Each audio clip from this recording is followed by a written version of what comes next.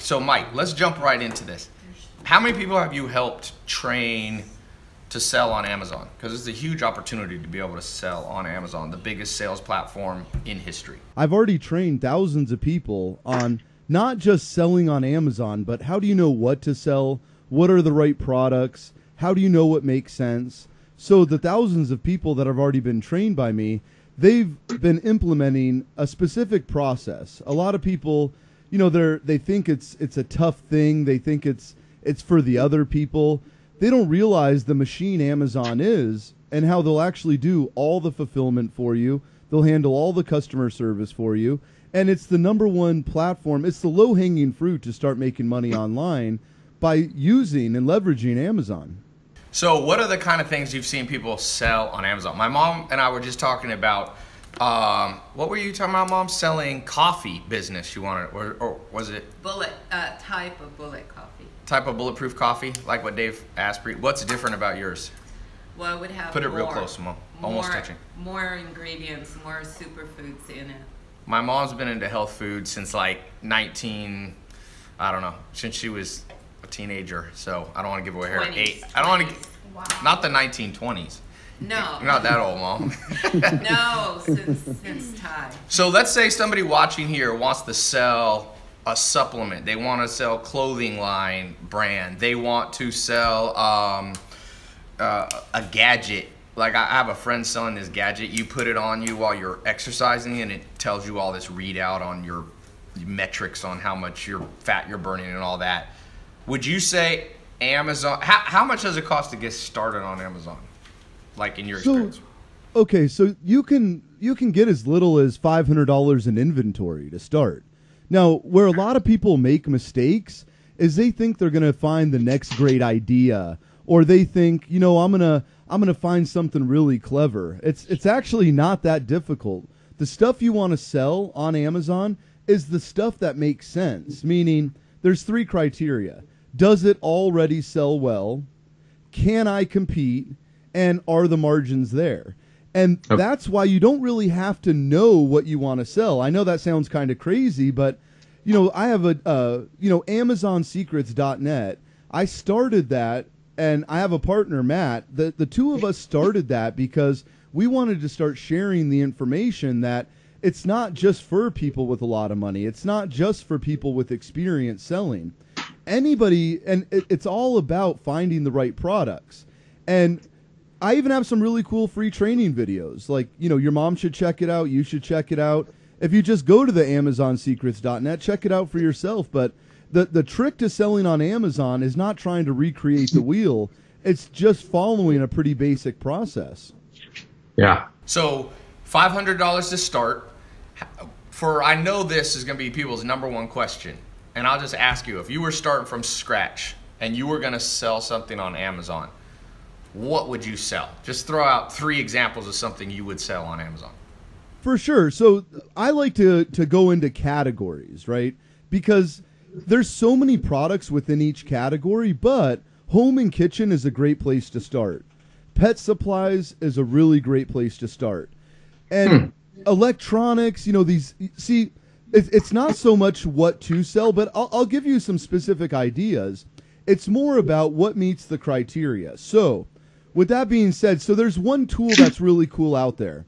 It's called, if you go to AmazonProductFinder.com, it's a really cool tool because what you can do is, what it does is it scrubs all of Amazon. So you could say, show me everything with less than 50 reviews.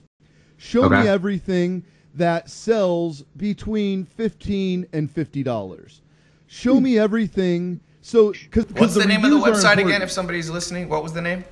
It's called the AmazonProductFinder.com. So if you go to AmazonProductFinder.com, it's a really cool tool for that reason. So to me, I go by category. So I'll click on the whole category of pet supplies. I'll click on the whole category of home and kitchen. Outdoors stuff is really cool. Barbecue grill covers, you know, these new silicone gloves, you know, those fidget spinners were hot for a while. But the way you find out what makes sense is you want to see that there's people that are already selling $8,000, $10,000, $12,000 a month in sales. They have less than 50 reviews, And then the last thing you need to figure out is, are the margins there? Now, why do you want it to be less than 50 reviews? Because you want to see that people are already crushing it that don't have a lot of reviews. It just shows you that it's a good entry point. So it basically means it's an unsophisticated market, so to speak. Like, it's selling well, but they don't know how to get reviews and things like that. That's exactly right. Or it just means that it's such a great seller because, of course, you'll see stuff with 10,000 reviews. That might be hard to compete against. If they have 50 reviews or less, just being part of my inner circle, it's like people get, countless reviews. And that's what's cool because it gives you that competitive edge. Meaning, if you already see that a product, and you might see the same thing. Let's use barbecue grill covers as an example. If I see that there's 2 or 3 sellers that have 4, 5, 6,000 reviews and they're doing 50 grand a month, I got to somewhat discount that. But if I also see there's some sellers that have 50 reviews or less and they're doing 8, 9, 9,500 a month in sales, I know that that's a good entry point for me. But how does the website know how much sales? Is that public information? I know it's so ridiculous. I know I don't know if it's that Amazon allows it, but the Amazon product finder, and it's .com, but it's linked up with Amazon. It's kind of crazy because it's able to scrub through every single category. So I don't just say, show me every single product. I'll do one category at a time. So I might do home and kitchen. And then in the filters, I want to see that with less than 50 reviews, that and with a price point. See, I don't want to sell stuff that's $400, $500, $600 either. I want to sell stuff that's cheap. So why do you like to sell cheaper stuff? Because people make money selling high ticket items. Why do you like to sell cheaper stuff? And that is not bad for more experienced people. Now, when you're just starting out, the reason why you want to see a price point of anywhere from about $15 to about $50 is you want to see that, because if it's selling for $15, our magic formula is probably that we can get it for about $2. Okay. Right. So if you did a minimum order quantity, just say you're testing the waters, and you got something that was $2, and you got 500 of them. That's $1,000 outlay. That's not that serious of an investment compared to the upside. So Amazon Product Finder, that's what I like to use, and because it's just the format that I'm so used to. And there's and what makes that easy is because it literally will show you. Now you only it'll show you what's already selling well. It'll show you that you can compete. Now the only step you got to take on top of that is you have to know that the margins are there. So a really easy. So how do you, by the way, if you're listening, you don't know what margins mean. Margins is basically the difference between how much it costs you to create the product, sell the product, ship the product, and how much you make. So that's your profit. We call it the profit margin. So how do you know when something has a good profit margin? Because you don't want to sell something for $5 and it costs you $6, because then you're losing $1 every sale. That's exactly right. So our magic number, you don't want to mess with anything that you can't at least 5 times your money on the gross. Okay. And you want to more target closer to 10 times, but 5 times the gross, really? Yeah. So if I pay, let's use easy numbers. If I pay $3, I got to know at a minimum I could sell that for 15. But you're saying 10 times is better. Obviously. But 10 times, yeah. Well, I mean, 20 times is even better. Yeah, but at some point, their competitor is going to come in. That's classic economics. If you charge too much, somebody else is going to not be as greedy. So what do you find is what the margin you can usually do? 7 times? 7 yeah, 7, 8. But, one thing that's kind of crazy, Ty, people are kind of funny. Even though I might have the same charging cable, right? Like I can get these cool charging cables with 3 prongs, steel braided, all that for about 90 cents, right? Okay. Now, I could sell those for $9, and there's a bunch of, but I notice sometimes the higher you price something, the more sales you get. Right, people have people a perception. think it's quality. Yeah. That's right. So people always tell me, well, what is the right price? And there is no answer to that. It's guessing and testing, right? It's like, okay, let me try it at $9. Well, I tried it at $9, but now at 15, of course I'm selling less, but my margin that we just talked about is much higher. Right. So sometimes selling it for $15 is better than selling it for $9. Even though you sell less, you're putting more money in your pocket, which is kind of cool, right? What would be a good pet? You talk about pet supply. What's something you've seen people sell, like pet pot supplies? Do they sell You know, like there's such cool things. Like one of my students has like a really cool like pet kit. So you get creative sometimes pet with it. Kit or a pet. Yeah, like one to like trim the nails, one to brush it. It's like a little kit, like a little manicure kit, right? Huh. And but see, that's how you can sometimes. Pets are crazy, man. So funny. Oh, and it's so, you know, like those pet mats. Like they have these really cool like cooling mats nowadays, right? Like that, like the dog sits on it and it's like a cooling mattress for adults. And so, but just Wait, to use an example. the dog sits on it or adults sit on it? No, the dog. It's like a dog bed, but it's like a cooling kind of thing, right? So like now people really want to like treat their pets like better than they would treat most other people, you know? So for McKenna and my mom, because my mom's always wanting to do a business. Mom, what is something you want to sell? You said coffee, right? That might be too complicated to But start could you? with. So what's your opinion, Mike? Could you sell coffee on Amazon? Like No, once you were a little more experienced, that might be a product you jump into. But why not do this like a French press or like a coffee press or like those things that hold the tea leaves, right? You know, that you dip in. Like, why not, you know, get something at the beginning that might cost you 30, 40 cents. Yeah. And maybe you might only sell it $6 or $7, but at least you have a really cheap entry point. Right. Because two things happen there. Not only do you learn how to sell it, because I could give you everything. You know, I have a full, I teach everything I've got, but really you learn more by actually doing it, right? Getting your feet wet and actually implementing. So starting off with something really cheap, to me, it's such a minimal risk, because if I buy something for 50, 60 cents, the chance of me having to sell that for 30 cents is nearly non-existent. I might have to sell it for $4 or $5, and it might not hit it out of the park on my first product, but at least I learn and I'm implementing and I'm generating some income and then reinvesting those funds into more inventory, more expensive products. It really is endless. Like, look around your house right now.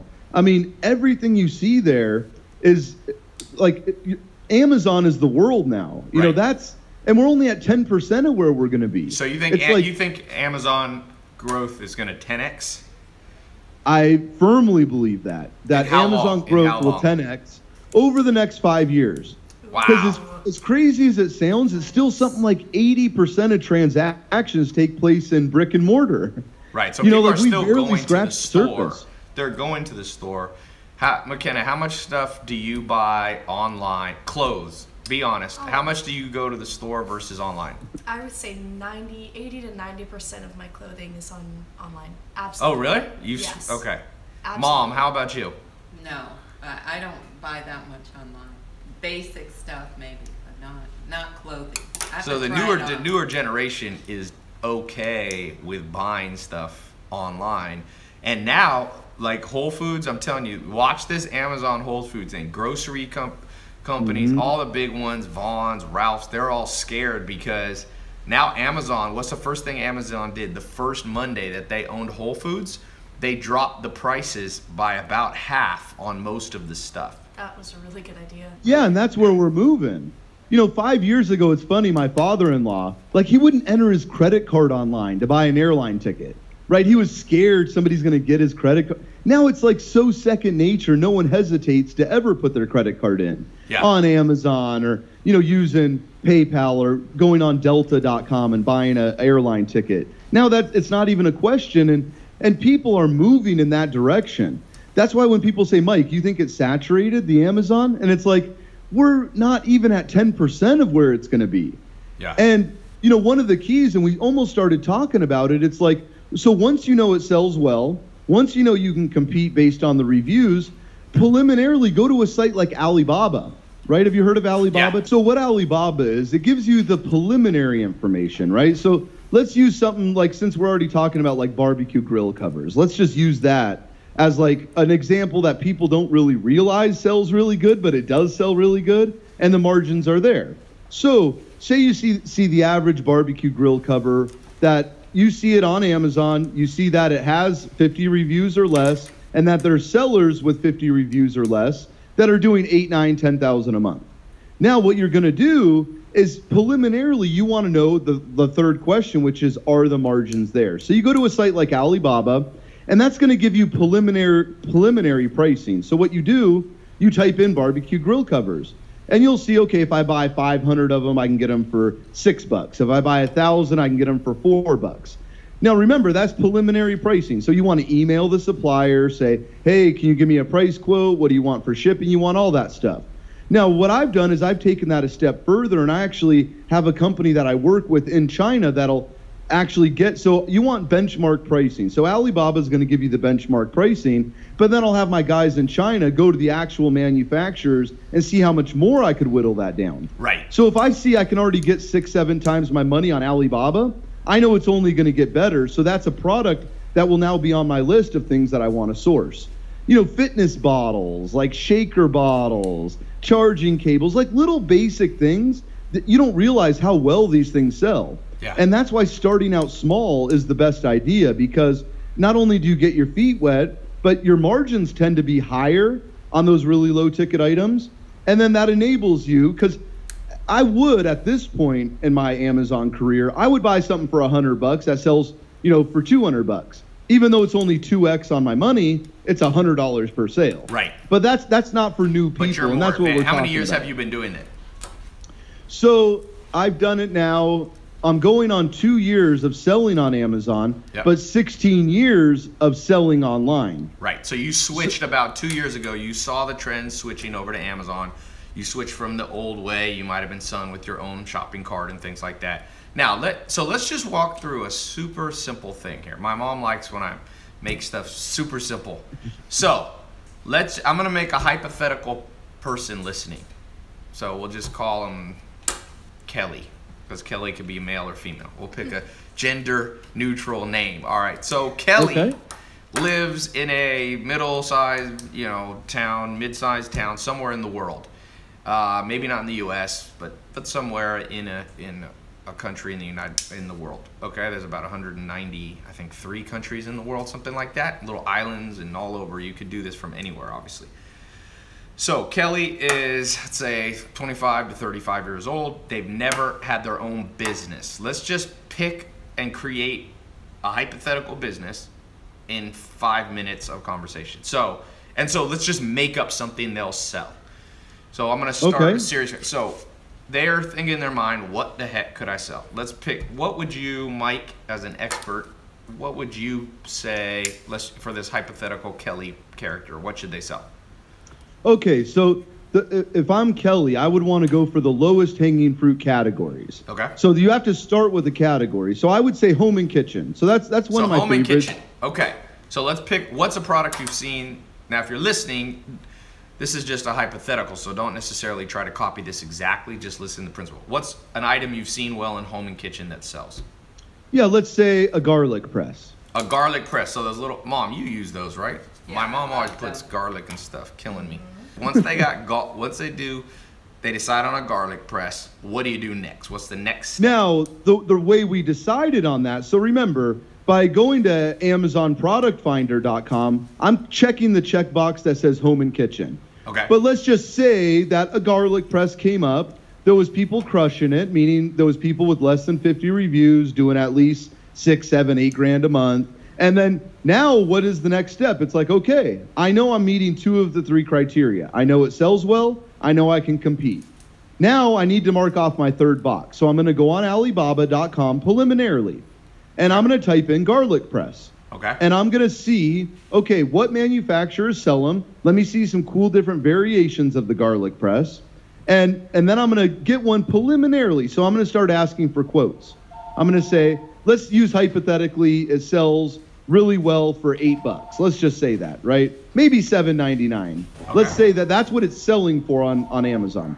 So now what I need to do is I need to know, because quality is very important. So it's not just price, it's a combination of price and quality. So the next thing you're going to do is you're going to get bona fide quotes. Now, once you get your quotes, the next thing that you need to do is you need to get samples of that product. So because you need to feel it, you need to make sure it's good quality. You don't want to put your name on something. You don't want to start worrying about packaging and logos and all that fun stuff till you know that it's a good quality product, the margins are there, it sells well, and you can compete. So let's say we found the right manufacturer, and we did that just by sending emails back and forth. So are we all good? Are we Yeah. good up to that point, Ty? Okay, so we've got this. We've found that we've gone to Alibaba, and you just literally just type in. What do you type in? Garlic press? Yeah, so however it's named on Amazon. Okay. Garlic press. And a lot of times what's funny is you'll see pictures of the actual item on Amazon, of the exact one on Amazon, and you'll get price quotes. So it's like, it's China almost does like a lot of foolproof. copying. Yeah. Oh yeah. Well, and it's not even so much that they're doing the copying. It's like everything in our kitchen is from China. Yeah. Okay, so we go to Alibaba. Now, what's our next step? Because we got to get this thing selling. How do we get it so that how do we get it on Amazon to post it there, and then how do we ship it to people? I love it. Okay, so your next step is you get a sample, okay? Because you don't want to sell junk. So we got a sample. We're good with it. Now we place our order. So let's just use some rough numbers. Let's say it's $1.20 packaged, Okay. meaning it's the garlic press. It's a cool box. Now, one little side note on that is a lot of times they already have existing packaging, right? These manufacturers do. And you go on a site like Fiverr.com. You know Fiverr, right? Yeah. Fiverr. Yep. And for $5, $10, $20, you can. So they'll give you the template of the box. You have a designer overseas make a really cool package, really cool design. Now you place your order. What's so cool about Amazon, and a lot of people don't even know this is possible, it's called FBA, Fulfillment by Amazon. Yep. The product actually gets shipped directly from China right to Amazon. So it goes right to their factories. And you said you could start by just ordering like $500 worth of stuff and have it shipped from China to Amazon's warehouse.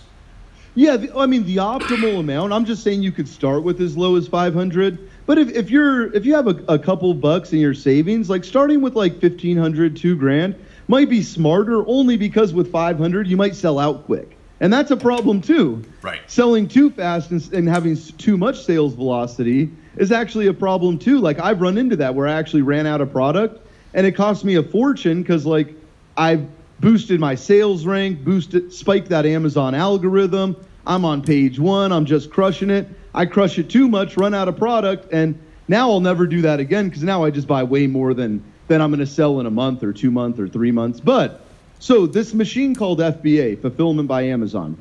Now the warehouses receive that product. Okay. Now your listing goes live. Now if you go to the AmazonSecrets.net, like I have some cool free training videos just to kind of show you guys these things. So I'm giving you an overview. But so what you do now is your listing is now on Amazon, and there's a whole method behind that too, because it's like how do you keyword your title? How do you got to put in keyword the your right bullet words points? so that when people search garlic press, when Kelly creates, so you basically create a listing on Amazon, and if she knows what she's doing, you have a course. He's got free course, he's got paid course at AmazonSecrets.net if you want to check it out. But basically, Kelly needs to put the right words, because obviously if she puts in, if everybody's searching for the word garlic press and she puts in garlic crusher or something like that, then all of a sudden she doesn't show up. Is that what you're talking about? That's right, and I'm almost finalized. Like I made a software called keywordhacks.com that actually like you could type anything in and get like the coolest like keywords. But the easy way to do that right now, if you go to like Google Keyword Planner, and yes, that's free from Google, and it's free. Yeah, and it's so cool. Like the software I'm developing like actually scrubs Amazon and Bing and YouTube and everything. It's really cool, but like that's not ready. So what you got to do now is go to like Google Keyword Planner. It's free. Find the right keywords, because you might think it sounds really cool, like your title, but who cares because it's not searchable, right? Yeah. Like you need to incorporate keywords, and I know you're a master of that, Ty. Like keywords are like what the like world of internet revolves around, is right. like keywording things properly. And I also have like on Fiverr, I have like a really cool like guy who's a resource that will scrub and find all the keywords, like put in all those man hours for you and give you the right keywords to use. But so now you've created your listing. Your listing is live. Now you're on Amazon. So Kelly, let's say she lives in, I don't know, Omaha, Nebraska. She presses the button. She's made her listing. She's worked with China. It's been shipped to Amazon warehouses where robots are going to mail it to people, and some humans work for Amazon. And she presses the live button. So now anyone in the world who searches garlic press, but the problem is she's not going to show up as #1 on garlic press, and most people don't scroll down that far. So how do you get yourself, what do you need to be in the top 3 when Kelly types it, for Kelly to make money? If you're just on the first page, you're doing amazing. So but you got to remember, okay. Yeah, first page for sure. But you got to remember too, like people aren't just typing in garlic press. So you might be on third page for garlic press, but best garlic press, you might be on page 1, right? A longer tail keyword. Right. So you got to remember, people are searching hundreds and hundreds of different types, long tail, short tail keywords. But how do you spike that Amazon algorithm? So me and my partner, we do a whole marketing thing on it, but I'll give you the nutshell version. So everyone on Amazon has what's called a BSR, a bestseller rank. Everybody gets a BSR, bestseller rank. What's that mean? That's right. And what that is that's basically, so Kelly, let's use Kelly as our example, right? So Kelly lists her product. Now, getting an immediate sales velocity spikes you, right? Like that's what Amazon loves to see, is that you get sales right out of the gate. And that's why, like, being part, and I say this humbly, but being part of like a group that I've formed, like this really cool mastermind, is that people, and you can't incentivize reviews. So you can't tell people, hey, if you buy my product and you give me 5 stars, I'll do this for you. Like, you can't do that. But you can ask people to give you an honest review. You can't tell them what to say, right? You can say, hey, what'd you think of my product? Go review. It's a gray line, but like, say you and I are together and like we're both like-minded. Like, you're selling on Amazon, I'm selling on Amazon. If I just say, hey, Tai, check out my new product, like, chances are you're going to be like, I want to help Mike out. Right. Chances are I'm going to be like, I want to help Tai out. So what I've noticed is, like, people get instant traction. And then you start looking at people's listings and things, because you can't, like, honestly, it's like super gray. Like, it used to be that I could just ask you to leave me a review. But Amazon is so anal. Like, you don't even want to start, like, asking for a review. Because on Apple Store, people like, every time I use Instagram, I get this stupid pop-up. How's your experience with Amazon? And if you say good or give it then it says, would you like to review us on the on the Apple, iTunes. So, in the Apple App Store. So you're saying Amazon doesn't even like that. Yeah, they really don't like when you start getting into asking for reviews and things like that. Now, do people do it? Of course they do it. Is it something like that you're going to, like, you can't advertise like, hey, ask this guy for a review. It's kind of like, review clubs. Like, they have those. Like, it's more like this. It's like, hey, Tai, I just launched this product. Check it out and click here to buy it, right? Yeah. Like, chances are, like, you're going to want to support me just like I want to support you. So these groups of like-minded people, that's a way people kind of get around this. But you got to be careful, because if Amazon finds out, they'll delist you or knock you to the very bottom. And what's the 3 letters, McKenna? What are the 3 letters? BSR. BSR. And what does that stand for? I don't know, basic sale rate, something.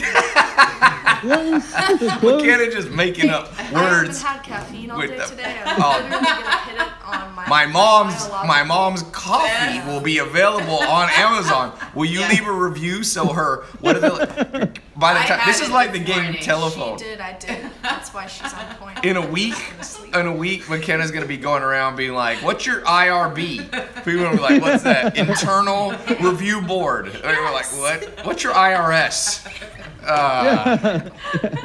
McKenna, why don't you sell ADD pills, Adderall? Oh no, that'll get you put in jail. Don't do that. That's illegal, Tai. Don't sell. That's what, by the way. No, I actually do sell something like that. Nothing like Adderall, but it's called Brain Balance, and it is like and it's all natural, but it's like to keep your brain on focus, right? And that's a product that I found by doing research and seeing that it was a really hot seller. But that product, it's made in the U.S. So anything that just a general rule, guys, anything you put on your body or in your body, you want it to actually be U.S. made. Right. And from the U.S. You don't want to be getting it from God knows where. They just put some salt in. They put a little bit. They like put some feather dust in there. Okay, here you go. So you can have a group of other sellers, but how do you really get people to see your listing? Because this whole thing doesn't work for Kelly selling the garlic press from Omaha, Nebraska, after she bought $1,500 worth of inventory, if nobody sees it. How do you get more people to see it besides keywords? Yeah, so keywords is a big part of it. And you build backlinks to the listing and stuff like that. which is all stuff I explain. Like that's a whole nother subject. But so what happens is when you would get initial sales volume. So, and a lot of people run Facebook ads, still works, but you want to know a really cool technique, and you're probably familiar with this site, but it's called a FameBit. Okay. FameBit, you know that, where it's like big influencers, people with huge followings on YouTube, Instagram, Twitter. What they do, so you have a product sent to them. So if you go to FameBit, you're basically bidding on them promoting your product. And what's really cool is, as you know, YouTube has a shelf life of forever. So you get someone who's famous, say on YouTube, and they make a cool video like, hey, wow, Mike Gazzola's diet pills, these are like the best diet pills ever, right? Like I lost 6 pounds. But you always want to be truthful, for one. So I tell them, like, if you love the product and you're willing to do it, like you might pay $200 or something. So you pay them to review it. Exactly. But and you that's can't tell them to review it positive or negative. Just review it. No. Not review it on Amazon. No, review it on like their YouTube or their Instagram or Twitter or whatever. Yeah, so like for $250, you might get a reach of 500,000 people the day you launch. Yeah. Right? Wow. Because when they upload, so you have so your sales velocity, now your rank increases on Amazon, which in turn gets you more sales, which increases your rank even more, which in turn gets you more sales. So using some really cool creative stuff like FameBit, like using groups where it's like, hey, check out my product. I have a 95% off coupon. Check it out. Like Amazon gives you credit for that sale, even if you gave someone 95% off. So, but you don't have to go that extreme. Like say I'm going to do a 50% off for 24 hours. And it's like I run Facebook ads. Amazon has a really cool ad platform as well. Because remember, it's all about that initial sales velocity. So when you're just starting out, it's like getting your traction, which will get you more traction, which will get you more sales, which will increase your selling rank, up, just keeps on going. And that's how, and then you get some cool designations like hot new release, because you're a new product and you're selling a lot of it. Now you get this hot new release designation, which gets even more people interested. But like, I have a whole thing all about marketing. I'm just sharing with you some really cool, simple things that you could do. So what's a realistic amount of money our hypothetical Kelly person selling garlic presses out of Omaha, Nebraska? What's a realistic amount of money you could see them making a month? $1,000, $10,000? Like what's real? Because you got to have realistic expectations. You're not going to become a billionaire. You're not going to become a billionaire selling garlic presses. But you could sell more than one product. So if you get one up selling, making you $1,000 a month, if you get 10 products like that, all of a sudden you're making 10 G's a month. And for a lot of people, that's, you can pretty much quit your day job for that. So what do you think a simple product like that's a $10 product or whatever, could you see them grossing and netting? Yeah, and I never like using extreme examples, but I did just get an email yesterday from one of my students, and he did 15 grand in the first 30 days. Now that's abnormal. Yeah. That's because he hit a home run. Everyone's not going to hit a home run on every product, but let's just say you only did 1,000. Yep. That's nothing to brag about, but just like you said, that's one product. Now you launch a second, a third, a fourth, a fifth, take those revenues, launch even more.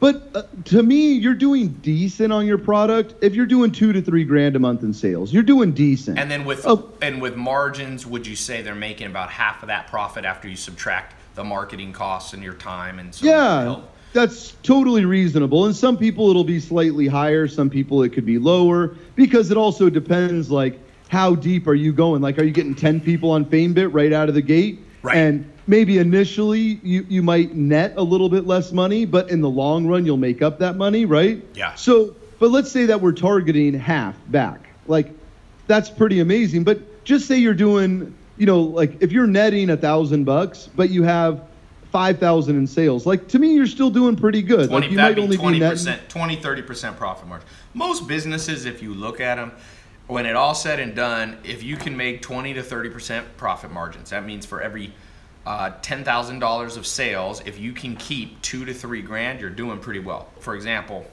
you get that garlic press selling you $3,000 gross, $3,000 worth of garlic presses per month on Amazon. After your expenses, buying it, shipping them from China, maybe paying for some Facebook ads and some marketing ads, you net $1,000. Now you just go out. Your job is find 10 products. You do a garlic press. You do a hula hoop. You do a pet supply, a pet manicure kit. You do this. Next thing you know, in 1 year, and this is what people forget about making money. It cracks me up. A lot of people I tell, in 1 year, get 5 products, making you $5 grand a month total, 1,000 each. And then in year 2, add 5 more products. Now you're making 10 grand a month. And then people go, oh, Tai, that'll take me 2 years. And I go, people go to college for 4 years, then they go get a master's for 1 or 2 more, then they get a PhD for 3 or 4 more years, all to figure out how to make 10 grand. So some people, I'm like, this one you actually getting paid in the first year and the second year, and people spend 10 years getting a PhD, which is great. We need people in the world. I'm not disparaging anybody who becomes a medical doctor. We need more doctors in the world. But the point is, people get their perspective is all wacky. If it takes you 2 years to figure out how to make 10 grand a month, that's insanely good. Because remember, this is basically on autopilot. You're not literally having to fly your little plane to China, pick up the stuff, bring it back to Amazon. You're not packaging up the boxes. Basically, once the product works, it works. And the cool thing is, I'm assuming, tell me, Mike, if I'm right. By the way, if you're tuning in, I'm here with Mike from AmazonSecrets.net. I'm here with my mom, and I'm here with McKenna, and we're talking about how to make money starting out selling on Amazon if you're a beginner, or we're talking about some advanced stuff, but more for beginners. So, Mike, am I right to say, after a year of you doing good sales for your garlic press, let's say, you're going to have a lot more reviews, and your BSR is going to go up, up, up. Your bestseller ranking, Amazon, and you conceivably, after a few years, could be in the top 3 of garlic presses, which means it takes less money in marketing to be able to sell the garlic press, and you could even potentially raise the prices, because some people are willing to pay an extra $1 or $2 or even more. That's right. Because if they see you got 200 reviews, by the way, how many reviews does somebody need in the long run? After a year of selling, what would you like to see ideally in terms of how many reviews you would like? Hopefully good ones. Yeah, so, I mean, in a year, you should be looking at a couple hundred reviews by then. Yeah. But to be good on reviews, like having like 50, 60, 70 reviews is good. Like that, you've pretty much proven yourself in the marketplace once you've gotten that many reviews. You don't necessarily need the thousands. I mean, of course it helps, but you could spike that, you could be in the top 3. I've seen it in 2-3 months. It's just, it's like anything else, Tyler, and you know this. It's like, you can't think of something that it's a get rich quick, but if you put in the work and you're hungry for something, you're gonna make yourself better every time, and you're gonna figure things out, and you're gonna get better at it. I mean, what's the alternative? You open a Subway for 200 grand, 250 grand to make 40 grand a year? Yeah. Like, and then when you open a Subway, you have to be the beauty. You just brought something up, and let me bring this to everybody's attention. One of the things you learn in finance, I used to own a wealth management company. I was a CFP. I worked for GE Capital, biggest company in the world in finance. One of the things that people forget, and the average person doesn't know what I'm talking about, so I'm going to explain this. It's called risk-adjusted return. So, you brought up a perfect example. Your risk, let's say you buy, right now, if you want to buy a a Subway franchise, it costs between $200,000 and $300,000. Okay, that's what you have to pay minimum, okay? And going. So you have the risk of having to take $250,000, either borrow it or take it from your savings and put it in. Now, you might discover after 1 year, you hate Subway, you hate having to be there, it's hard to hire good help. You can hire help for minimum wage or a little above, but they steal money from the cash register and this, and they quit and all that, and they do drugs, and so you end up being in the store half of the time. So yes, let's say you make 50 grand or 100 grand a year. You have to factor in how much risk you took. You had to put up 250 grand and sign a contract with Subway. Now, when you think about Amazon, even if you make less money from selling your garlic press or selling your pet supplies or your household stuff, how much money did you have in it? How much risk did you have on day one? Mike here is saying between $500 and $1,500 is all you're risking. So let's say it doesn't work out for you. Now you can just move on to the next thing. You know, so the beauty of Amazon and what we're talking about today is you can get in, you can test the garlic press idea, and worst case scenario, there's not one person here that's going to commit suicide if they lose $1,500. I mean, you might be sad if you lose $1,500, but if you put in $250 into a Subway and you lose that, people commit suicide over 250 grand. But trust me, people don't commit suicide over $1,500. Now, I'm not, hopefully no one here is going to commit suicide over every amount of money. I'm just giving you the emotional side of things that you have to factor in, because we humans are very emotional. But you have to be persuasive. So things that will make you persuasive on Amazon, for example, is how you say it.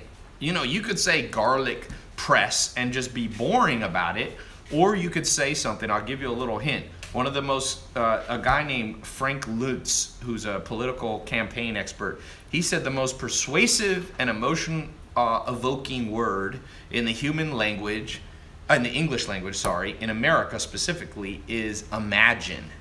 So you could start your Amazon listing saying, imagine, you know, you're cooking a beautiful Italian meal for your family, and you're, you know, blah, blah, blah. You want to use garlic, and our press, which perfectly grinds it out. So that's not being manipulative to use the word imagine. It's being persuasive. The psychology of selling on Amazon is almost as big as the logistics of selling on Amazon. So one thing I'll add to on Amazon now, you can have video reviews on Amazon. That's right. Yeah. So those get are huge. video reviews, because That's one of the right. things that's persuasive is when we see stuff. You know, when we you see hit it right people on the head. talking. Those are massively important. Video reviews are just, they're amazing. I got this product that I was thinking of selling because I use a treadmill desk. Okay? Yeah. So I'm gonna give you an idea. Some of you might try to steal it with me. Okay, that's all right. I'm free with my ideas. If an idea is too easy to steal, it's usually a bad idea. So I usually share my ideas. So the problem, or with me, a treadmill desk. I've bought all three major treadmill desks. Each of them has something wrong with them. So for example, the one I like the most that has the best desk to put your laptop, and you know, it's a good treadmill, you can sit there and walk and work. It doesn't elevate at all. And it's good to have a treadmill that can elevate a little bit, so you like work different parts of your quadriceps and your thighs and stuff like that, okay? Yeah. So I thought of going out, manufacturing the perfect treadmill desk. It's a little more expensive to get in the treadmill game, because I'm guessing that a treadmill desk is gonna cost about $700 in equipment, you know, in labor, materials, shipping, but I could sell it for $1,500. So if I sell one treadmill desk a day, making $700 profit a day, you can make $20,000, $30,000 a month. So for people listening that are a little more advanced, what would you recommend for these higher price things to sell on Amazon? We talked about a garlic press. So the first thing that I would need to know, very first, is I would need to go using that, you know, the AmazonProductFinder.com, going there, and I would put in that exact treadmill desk. I would put that in. Okay. I would need to know who are the top 5 people right now already selling it. How much are they making? You know, their gross. How much is their sales? How many reviews do they have? Because I need to know that it sells well. I need to know I can compete. If it doesn't sell well, I'm not going to touch that product. If there's not an entry point, I'm not going to sell that product. Now I'm going to start doing my research. So now I'd go to something like Alibaba. I would see, okay, what kind of MOQ? That's minimum order quantity. How many would I have to buy? How much would I have to buy them for? How much does it cost landed to Amazon? Okay. I need to know all those things. Now, if the margins are there, I can compete, meaning there's sellers that are doing well, that have 50 reviews or less. I can compete, the margins are there, and it already sells well, then no problem moving forward with it. But it's that cut and dry. You don't need to like think, well, I got this great idea. You know, you want to go after the people that already have the arrows in their back. Yeah. Meaning they've already proven it works. They've made you don't want the arrows in your own learn. back. what do you think a MOQ is going to be on a higher ticket price product like that?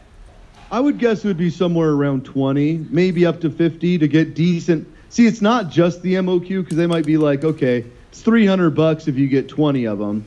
But if you get 50 of them, we'll bring that down to, you know, 190. Who knows? But I'm worried. This is what I'm worried about. I buy 50 of these from China.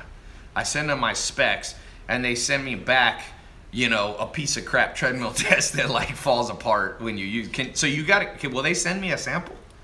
Yes. So you don't never do that. Never send them your specs and for a first product. Now it's okay to develop a product like you said that you found 3 different treadmill desks. In your head, you could probably figure out what was wrong with each one, what was right about each one, and kind of make your own version. And what I take that one step further. If I'm looking to start a product, like I'll look at what are the negative reviews on that product, right? And then I will fix that problem. So I'll go and see what are they saying that my barbecue grill cover fades really fast? Are they saying it's too lightweight, it blows off too easily? You know, what are they saying wrong about that, and see if I can make the changes. Okay. Now, what you're doing for your first product is you want one that a manufacturer is already making it, and you do what I call private label, right? So you're white labeling that. Yeah. So it would be Tai's treadmill desk in that example. So let's go back to we private label, we call it the new and improved or the special Tai special edition treadmill desk. Yep. And you're thinking I need to buy 20 to 50 of them. By the way, this is we're talking advanced strategies now. This is not start out selling little stuff like garlic presses. That's right. If you got a little more money. So if I had to buy 30 of them and it cost me $500, I got to put out 15 grand. And that's right. We ship them. Would you ship those directly to Amazon's warehouses for them to ship them? Yeah. Definitely, yeah. You ship them right to Amazon. Now, there's only one baby problem that's why it's not really for the people just beginning, unless you just have, if you're really well funded, is that every time that you're going to need a sample, right? Because you're not going to just start selling this desk till you get a sample. So you might spend $300-400 per sample. You might need to get 4 or 5 samples. You've already dropped $2 grand in samples. Now, why do you need 4 or 5 samples though? Well, I mean, just saying that. Like you said, what if it's a piece of junk? Oh, right, yeah. So the sample is just kind of hedging your bet, because why would you want to order 15 grand worth and then receive it and realize it's garbage, right? So, but a garlic press, you can get 4 or 5 samples. It's all good, right? Like, what are you going to spend? I mean, typically a sample, you're not really paying for the sample on those really low items. You're paying like 30 to 50 bucks for them to ship it to you here, because they're only shipping one. Yeah. So you might need to get 150, 200 bucks in samples, but you might find your very first sample might hit a home run. Same with your desk. But just be prepared, because remember, quality is important. It's not just the cheap price. You need a good quality and a combination of quality and price. If you find a really good price and you find a really good quality, and you know it sells well, and you know you can compete, and you know the margins are there, you don't need to wonder. There's always going to be what ifs in life. Yeah. You know you have a rock solid foundation, and that's the point you move from. Yeah. Now, one of the things that I would just say for advanced people is it's the risk reward. You see, with the garlic press, you get in for $1,500, but you're probably only going to make a couple grand a month. With the treadmill desk, potentially, or a higher ticket item, you might be having to put out 30 to 50 grand. That's right. On day one, you put but you got the potential to make $1,000 every time people buy one product from you. So there's nothing wrong with selling garlic presses, and then if you figure out the garlic press, you can sell a coffee grinder, and because it's kind of similar, and you just keep going. And the next thing, there's people. What's the most products any of your students you've seen them sell? Most are so in the first 6 months. You want to try and target to get to about 4 or 5 products. I mean, 6 months from the date your very first product gets on Amazon. To me, it's kind of like this. Once you can get to between 10 and 20 sales a day, now you should start looking at the next product. Because that might seem like, wow, that's a lot. But, you know, I've seen people 70, 80, 90 sales in a day without much time selling on Amazon. So you want to, once you can master a product, meaning to me, like just 10 sales a day, you should start saying, okay, I need to do this again, because it's easier to go from 0 to 10 than Yeah. 10 to 20, right? It's Yes. easier to get that initial push. The incremental. So then so some of your students, you're saying in a year might have 5 to 10 different products they're selling. That's right. Sure. Yeah. Especially, because when a lot of people are this way, and I'm kind of that way too, when you can kind of taste it and feel a little success, Right. that pumps you up to do even more. Yeah. Because now it feels real to you. I mean, I can make all kinds of videos showing you examples of everyone else kicking butt, but once you start kicking butt, Yes. that's more inspiration than me showing you, 100 other people that are kicking butt. You Yes, need to, yeah. once you start kicking butt, now that's your fire. That's your, we have families. We want to be supportive.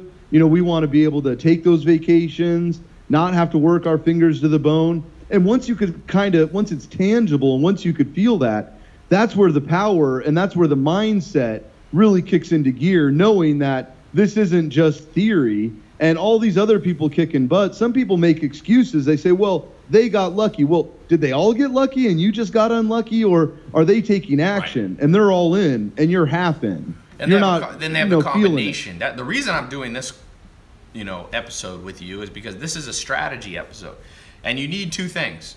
You need to be able to execute, but you also need a strategy first. And some people just think they're going to get rich or become independently, financially independent just by working hard.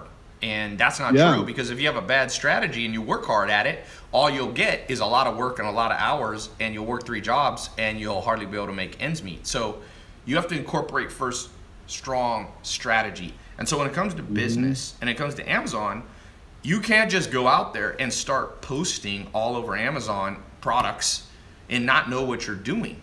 And a lot of people don't know what they're doing. And so I always, I go on these calls because I learn. People are like, why do you do a podcast? Why do you do, now I think I'm going to be up on Spotify. I just got approved on Spotify. So it's like, why do I do these free calls? Because I'm learning right here with you. And so it's important that you think things through strategically as if you're the general of your own bank account. And like you said, people go, well, there's more, the wealthy are getting wealthier and the poor are getting poorer. And there's some truth to that. But I'll give the counter argument. There's more opportunity for the poor to no longer be poor. Because, for example, even if you don't have any money, if you can talk somebody into partnering with you and giving you $2,000 or $1,000 so that you can order your first, set of products on Amazon and start selling, now you got the potential to make more money than you have at a crappy government job or whatever, you don't like you're doing now. So keep your head up. If things aren't going well, you can't wish them better. It's going to be strategy and then executing, and then strategy and executing. And when you get punched in the face, like Mike Tyson says, on the first, you have your strategy. Okay, I'm going to sell a garlic press. You go out, you spend $1,000. It doesn't work out. Well, guess what? You can still stay in the fight. You just change your strategy. Anyway, all right. So back to this last thing as we wrap up. If people want to learn your specific strategy, Mike, where do they go and what do they get? So if you go to amsecrets.com or amazonsecrets.net, it really doesn't matter. There's no credit card form, nothing. You just enter your name and your email. I'll send you some cool videos, some cool things to check out, kind of show you how to use that amazonproductfinder.com tool. It's just a little thing that, just kind of gives you that leg up, gives you that confidence to sell product. But I mean, I love. You've got a paid version of it too, if people want to be one of your more in-depth students. Oh yeah, well that's an application process. So if you decide that you think that I'm actually helping you and I'm giving you good information and I care about you kicking butt and crushing it out there, then you could fill out the application. And if you're the right fit, if I'm the right fit for you, then we do weekly trainings. It's every single week we do a live webinar that's live. You can ask any questions. You get to my cell phone to Vox, so you get to Vox back and forth. I have coaches that are specific in finding the right products on Amazon. And by the way, a little disclaimer, I'm not an affiliate, so I'm not making any money. Maybe one day I'll become an affiliate. Maybe next year we'll work out a deal. So go check it out. I haven't done it, so I can't tell you how good the results are, but as you've heard from this conversation, Mike knows what he's talking about. And I think, let's talk, Mike. I would love to do I like to do, I have this little part of my business called the labs, the prototype labs. And I like to test stuff. So maybe we could do a product together. You could do the whatchamacallit with me, the treadmill desk. And that way it'll be, if we get a good success story, I'll mention that I learned, you know, we did this project with you, which would get more people to go to your website. So, well, for sure, you know what would be really cool, and you know, if we just had a couple hours to do it, I would walk you through like how do you find the right products, and I have cool videos on it, but like doing it live is pretty powerful. And if your audience wanted to watch us actually do it, like, hey, pick a category, and we could ask someone, hey there, you right now watching us, pick a category. We go through, we show them how to sort, we show them how to find the winners, find the losers, how do we get pricing on it. I'll contact my team in China, get some real bona fide quotes. We'll get quotes from Alibaba. We'll put together a marketing plan. Like, we could do all that in real time, and I think it would be pretty cool just to, you know, let people check it out, and you could make all the money. How's that? Sounds good. Amazon is as legit a business as ever been created in the world. If you want to take advantage of it, then what you want to do is take small action. So take the next week, just research. Don't research for years, but take a week, research it. Go check out AmazonSecrets.net.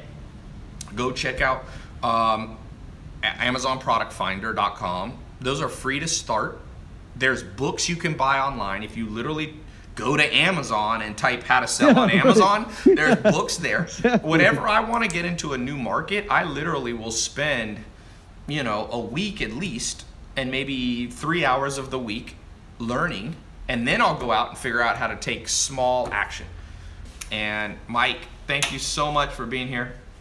Yeah, it was awesome. Amazing. Thank you so much too. Great, thank you. My mom took a lot of notes. I got it. McKenna is Waiting for coffee. only thinking about coffee. Anyway, I love live chat. Thank you, YouTube Geek Squad Alert, for giving me, I have my answer. If anybody ever asks me, I'm going to say, it's implied, guys. It's implied. The line side. It is implied. Mike, thanks so much. Yeah, it was a pleasure. AmazonSecrets.net. Yeah, AmazonSecrets.net. Check it out. Thanks, Watch some Mom. fun free Thank videos. you. This is Thanks, great. McKenna. Thank you so much. Thank you guys. Talk to you soon. Bye.